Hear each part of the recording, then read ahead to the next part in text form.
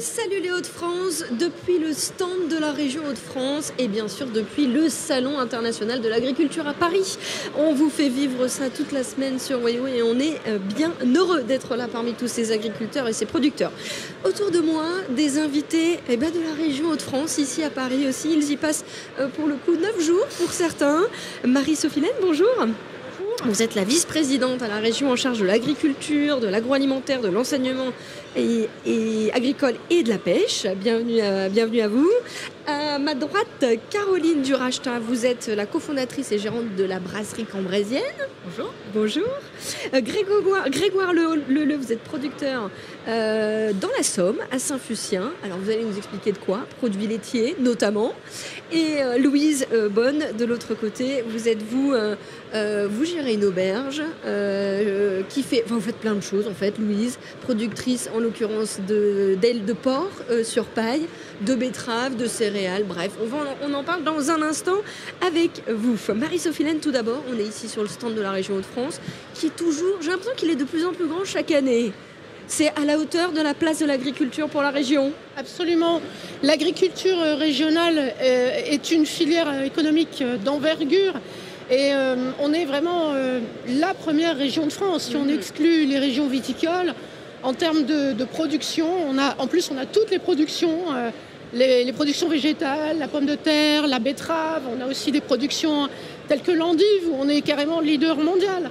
Mais on a aussi des beaux bassins d'élevage, l'Avesnois, le Boulonnais, la Somme. Donc on est une région que j'appelle souvent le grenier de la souveraineté alimentaire française. Voilà. Et donc nous avons une place à tenir, un rang à tenir, et vous avez ici la traduction à travers ce beau stand. Alors justement, comment la région aide l'agriculture aujourd'hui? Elle l'aide à se transformer, elle l'aide à aussi peut-être survivre aussi dans certaines conditions.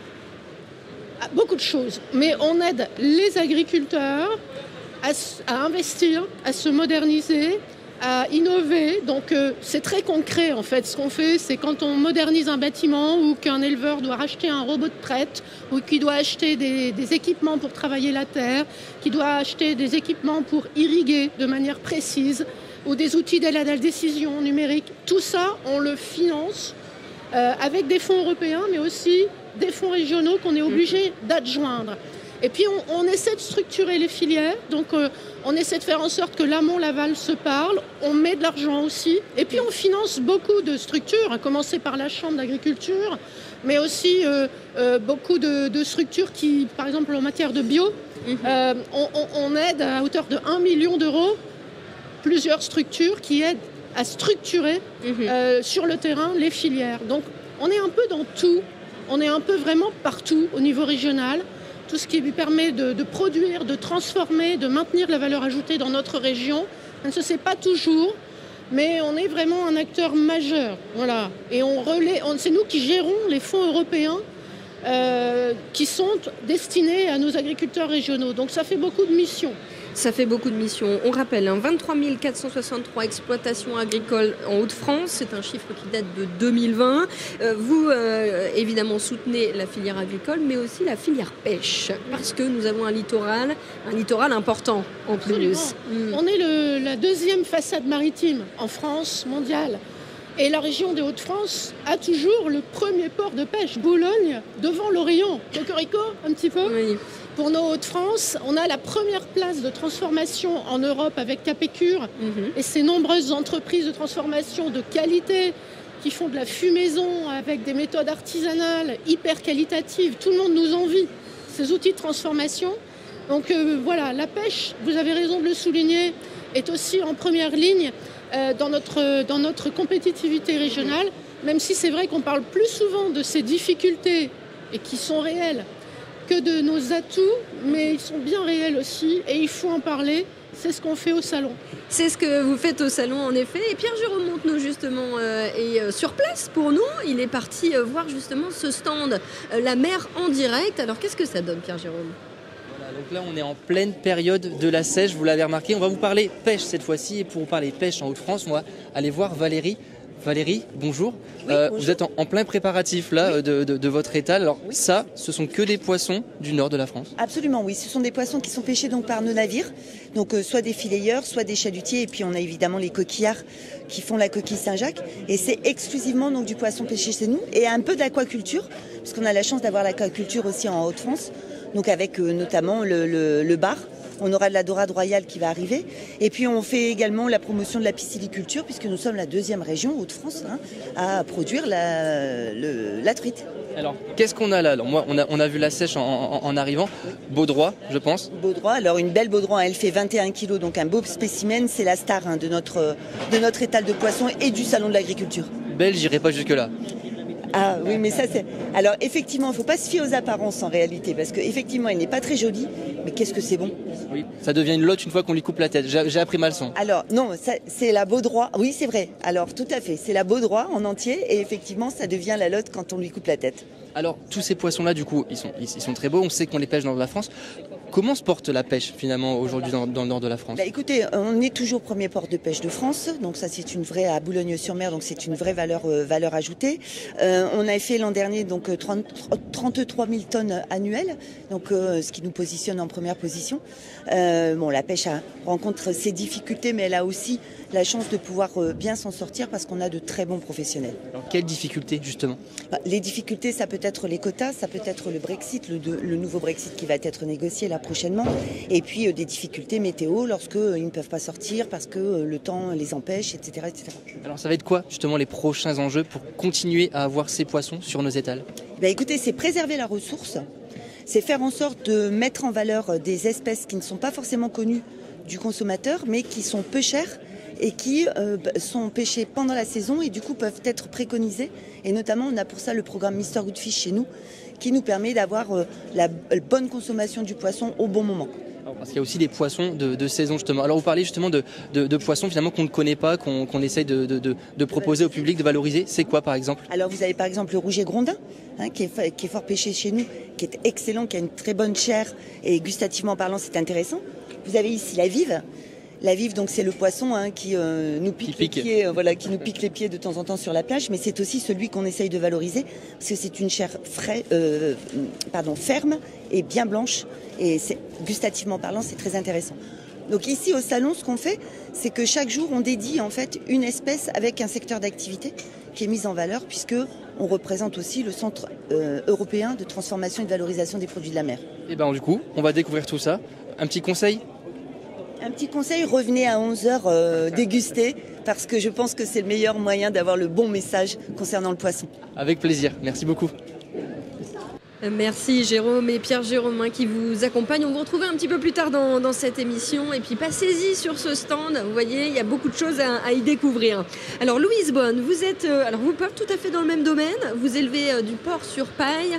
Vous produisez aussi des céréales. Enfin, vous faites beaucoup de choses. Et vous avez aussi une auberge. Ça s'appelle la ferme auberge du Pré-Molène à Ablain-Saint-Nazaire. C'est pas très loin d'Arras. C'est bien cela? C'est bien ça, au pied de Notre-Dame de Lorette, tout à fait. Et alors du coup, votre activité principale, c'est vraiment les porcs, porcs sur paille. Oui, exactement. On est naisseurs-engraisseurs en porcin, un atelier sur paille, avec derrière la diversification qui se greffe autour.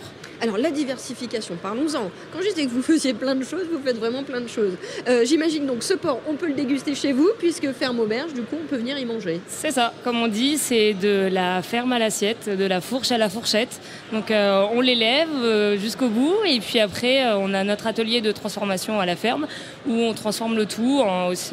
Donc vous pouvez soit venir le chercher en vente directe dans un magasin, ou à notre drive, ou à la ferme auberge pour être servi par nous-mêmes, cuisiné par nous-mêmes. Alors, vous avez un magnifique gilet Bienvenue à la ferme, on en parle dans un instant, parce que ça aussi, c'est une diversification très positive. Avant cela, comment vous êtes... C'est une histoire de famille, 3e génération chez les Bonnes. C'est ça, Ventor du coup, parce que moi je suis la fille. C'était une évidence. Vous êtes dit, allez, je reprends. Au démarrage, pas vraiment, parce que j'étais partie dans des études de puéricultrice et j'ai découvert la ferme auberge dans la diversification avec mes parents, donc le côté hôtellerie-restauration. Pour la faire courte, j'ai trouvé ma moitié. On est parti en étoilé Michelin. C'était pas le même. On n'est pas terre à terre. Enfin, c'est différent. Et mes parents, ils ont dit au secours, au secours, au secours. Et donc on est revenu. Et aujourd'hui, maintenant, ça va faire.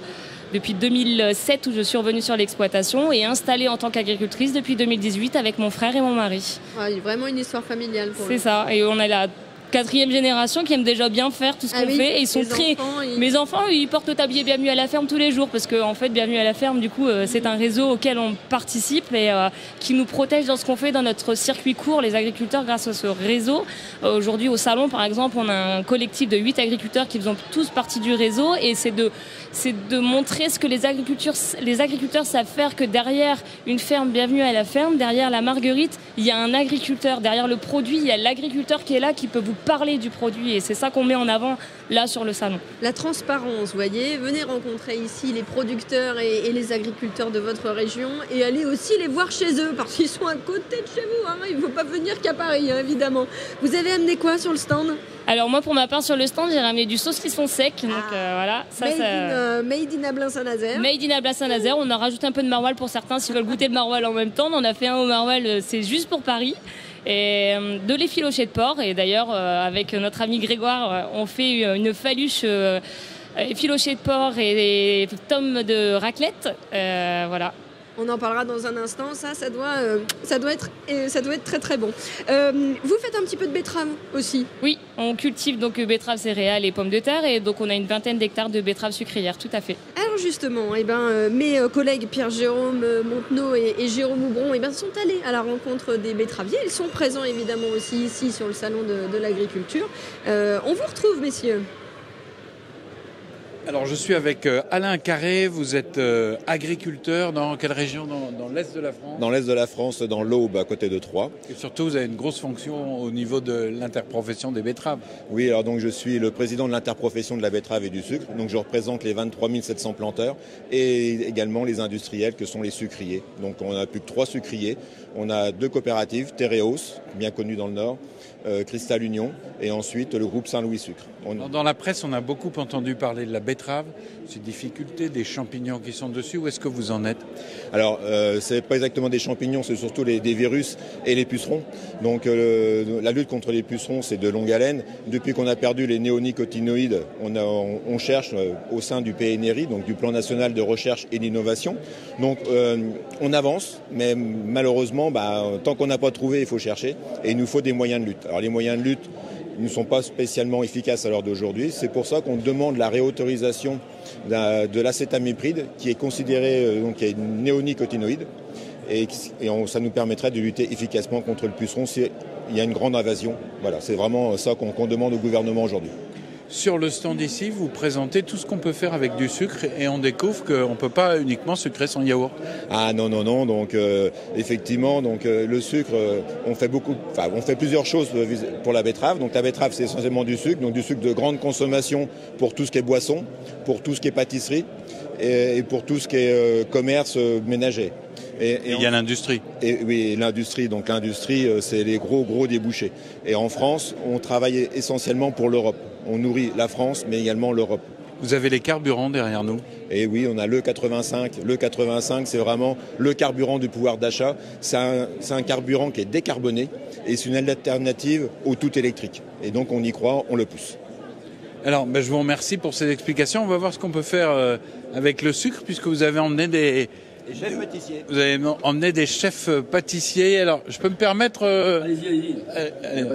Qu'est-ce que vous êtes en train de fabriquer ici ? Là, on réalise 4-5 recettes par jour qui mettent à l'honneur les différentes propriétés du sucre blanc de betterave, issu de la betterave, qui est un sucre français. Là, par exemple, on réalise des chouquettes et des canettes de Bordeaux, qui sont des spécialités régionales. Mais on a aussi réalisé une brioche. Vous allez faire quelque chose du nord des Hauts-de-France ou pas avec le sucre ? Ah oui, on a déjà fait quelque chose du nord qu'on refera demain, qui sont les gaufres liégeoises. Ah oui, incontournable. Voilà. Une incontournable, qui met à l'honneur aussi, par exemple, le sucre perlé. On a des pâtisseries avec du sucre semoule, du sucre glace, et c'est vraiment le sucre qu'on utilise en pâtisserie au quotidien. Merci de cette démonstration à la fois théorique et pratique avec vous. Et oui, la région Hauts-de-France, première région productrice de betteraves. Alors je me tourne vers vous, Marie-Sophie Laine. J'imagine que là aussi, on est évidemment attentive quand on voit les néonicotinoïdes qui sont interdits, qui ne sont plus. Enfin bref, c'est... On est hyper attentif depuis déjà quelques années à la fragilisation de notre filière betterave. Qu'il faut rappeler, la filière sucre, c'est la première industrie de transformation agroalimentaire française. On y tient une place majeure historiquement. Et en fait, la betterave est suspendue dans le vide. Oui. Parce qu'on a supprimé trop vite tout le panel de la chimie en décrétant en 2016 une loi. Et aujourd'hui, nos chercheurs sont en train d'aboutir, mais il leur faut le temps de trouver. Ils savent qu'ils vont trouver. Mais il nous faudrait encore 2-3 ans de dérogation pour introduire une molécule que nous sommes les seuls en Europe à ne plus s'autoriser. Les seuls. Alors qu'on a la première industrie de transformation avec la... C'est un peu paradoxal. On pousse. C'est en bonne voie parce que le débat arrive à l'Assemblée nationale. C'est juste l'exemple qu'il ne faut pas vouloir être plus blanc que blanc. Il ne faut pas vouloir être des héros avant tout le monde. Il faut quand même se laisser le temps, même si on veut évidemment être parfait écologiquement, mais de survivre, de faire survivre nos industries, nos emplois. C'est ça qu'on dit, rien d'autre. Bien sûr, une action plutôt responsable. Alors à vos côtés, Grégoire Leleu, on parlait tout à l'heure avec Louise du saucisson sec, évidemment, sur la planche apéro où s'attend à voir le fromage. Et vous, c'est ce que vous proposez. Vous êtes de Saint-Fucien, c'est juste à côté d'Amiens. Et vous êtes producteur de produits laitiers, je vais le dire comme ça, yaourt, fromage. Depuis quand ? Eh bien, effectivement, oui, c'est ça. Il y a 7 ans, on a lancé l'activité en diversifiant l'exploitation familiale avec la création de l'activité produits laitiers, yaourt, fromage blanc, riz au lait, crème dessert. Et au fil des années, on s'est développé. Il y a 3 ans, effectivement, on souhaite relancer un petit peu une nouvelle activité sur l'exploitation avec la création de l'activité fromage. Donc, c'est avec votre frère que vous faites ça. C'est ça. Et le papa, c'est lui qui élève encore les 95 vaches laitières. Alors Thomas, mon frère, élève les vaches. Notre papa s'occupe des cultures. Voilà, encore un petit peu de pommes de terre fécules et surtout les céréales qui servent du coup à l'alimentation de nos animaux. Et moi, je vais m'occuper surtout de la partie diversification et commercialisation. Donc ça, c'est vraiment votre petite patte. C'est vous qui l'avez amené au moment où vous êtes arrivé. Oui, c'est ça. Le but, c'était d'installer 2 jeunes sur la même exploitation d'une petite structure de 100 hectares avec la création de valeur ajoutée pour valoriser justement les 2 installations. Alors du coup, j'imagine les produits laitiers, les yaourts. C'est quoi les yaourts ? Les yaourts à tous les parfums, même oui, pas on a plus d'une vingtaine de références de parfums, mais on n'utilise que des fruits. On ne travaille pas l'arôme du tout chez nous. Donc c'est pour ça qu'on limite notre gamme avec des fruits de très bonne qualité. Et puis on a développé du coup la partie fromagère avec la création de la raclette il y a 2 ans. Et on vient de faire une saison pleine sur la fabrication des raclettes avec 5 variétés à la gamme. Et donc c'était une superbe expérience pour toute l'équipe. C'est hyper... là, on est en plein dedans, là, cette saison, j'ai envie de vous dire. Oui, complètement. On termine la saison, on termine une saison folle. Voilà, on arrête les productions la semaine prochaine, puisqu'on a encore des commandes jusqu'à fin mars. Mais après on va laisser passer l'été. Et puis on revient avec des nouvelles idées, je pense, au mois de septembre. Petit teasing pour le mois de septembre. C'est quoi ? C'est de la tome de Saint-Fucien, c'est ça ? Qu'est-ce qu'elle a de particulier, cette tome ? Alors, notre tome de Saint-Fucien, c'est un fromage pâte pressée cuite qu'on va garder à peu près 6 mois en cave et qui va être aujourd'hui un peu reconnu entre l'emmental et l'abondance, avec un goût fruité quand même. Et puis, on est capable maintenant de le faire vieillir jusqu'à 24 mois au minimum. Et ce qui va nous donner vraiment avec un fromage vraiment avec une typologie très intéressante. On n'est pas forcément équipé aujourd'hui pour garder suffisamment de tomes pour les faire vieillir, mais je pense que c'est un beau projet pour l'avenir. Bon, alors on aime le fromage dans la région des Hauts-de-France et c'est même la région où on trouve le plus grand nombre de fromages. C'est quand même assez incroyable et en plus ils sont tous bons. Si, je vous assure. Pierre-Jérôme Montenot et Jérôme Houbron ne vont pas me dire le contraire puisqu'ils sont en train de déguster du maroilles et il n'y a pas d'heure pour déguster du maroilles. Alors pas d'émission sur les bons produits du Nord sans parler du maroilles. Je suis avec Anaïs, vous êtes technicienne de l'organisme de défense et de gestion du maroilles. Il faut le défendre, le maroilles, il est en danger ? Ça reste une AOP, donc on défend un savoir-faire et une zone géographique, etc. AOP, c'est appellation d'origine protégée. Alors on va commencer par, avant de parler des producteurs, un bon conseil pour bien choisir le maroilles. Vous en avez au moins une trentaine ici. Et c'est ce que les gens vous demandent juste à côté. Comment je fais ? Après, ils sont tous bons. Par contre, dans le cahier des charges, on a à la fois du lait cru et du lait pasteurisé d'autorisé. Donc ça dépend s'il y a une petite préférence aussi à ce niveau-là. Et si on a envie de travailler avec plus des petits producteurs ou plutôt des gros manufacturiers, on a plusieurs types. On a 5 producteurs fermiers et 5 producteurs manufacturiers. Alors quand on dit protégé, c'est un territoire bien arrêté. Hein. Oui, tout à fait. C'est une zone géographique anti-RAS du coup. Voilà. Avec les vaches spécifiques, une teneur en gras, une teneur en graisse dans le lait. Qu'est-ce qui va faire que celui-là est différent des autres? Ce fromage-là est différent des autres? Eh bien, en fait, il n'y a pas vraiment de race de vache. Par contre, on contrôle déjà tout ce qui est bocage. Donc, on est bien des linéaires de haies, que les vaches pâturent 170 jours dans l'année, qu'elles ingèrent une certaine quantité d'herbe, etc. Ouais. Voilà, c'est ça, l'AOP, ça doit vraiment répondre à des critères de production. Oui, tout à fait. Tout à fait. Et donc j'allais vous demander, l'effet bienvenue chez les ch'tis, il est passé ou il continue? On n'a pas à se plaindre. Chaque fois que le film repasse, c'est bon pour vous? Oui. L'année dernière, en 2023, on était à 4500 tonnes. Donc ça va, on va pas se plaindre. Est-ce que ça progresse parmi les fromages de France, c'est aujourd'hui l'un des plus connus. Est-ce que la consommation augmente ou elle reste stable? Ça reste assez stable et on voit que les consommateurs sont toujours très intéressés. Et sur les salons comme ici, il y en a qui ne connaissent pas et qui finalement sont assez surpris et reviennent vers nous. Donc c'est plutôt intéressant.